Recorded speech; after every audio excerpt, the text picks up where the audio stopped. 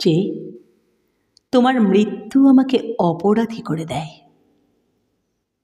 আমার ঠোঁট শুকনো হয়ে আসে, বুকের ভেতরটা ফাঁকা, আত্মায় অবিশ্রান্ত বৃষ্টিপতনের শব্দ।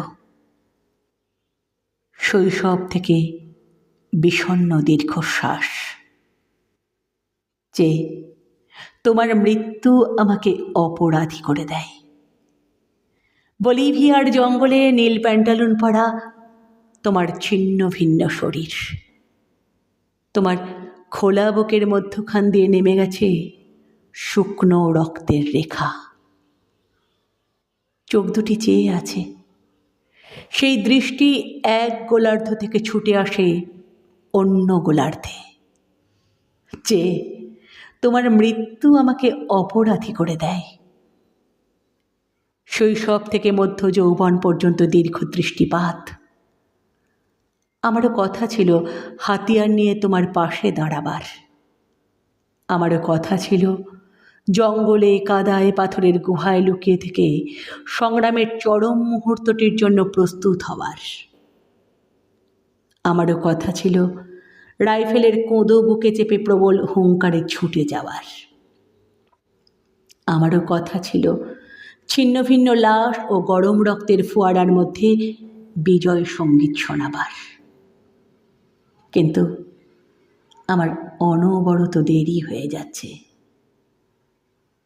এতকাল আমি অপমান সয়ে মুখ নিচু করেছি, কিন্তু আমি হেরে যাইনি, আমি মেনে নিইনি।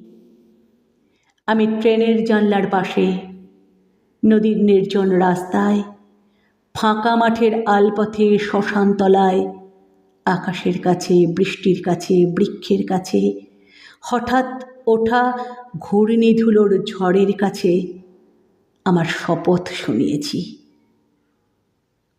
আমি প্রস্তুত হচ্ছি। আমি সব কিছুর নিজস্ব প্রতিশোধ নেব। আমি আবার ফিরে আসব। আমার হাতিয়ারহীন হাত মুষ্টিবদ্ধ হয়েছে, শক্ত হয়েছে চোয়াল। মনে মনে বারবার বলেছি, ফিরে আসব।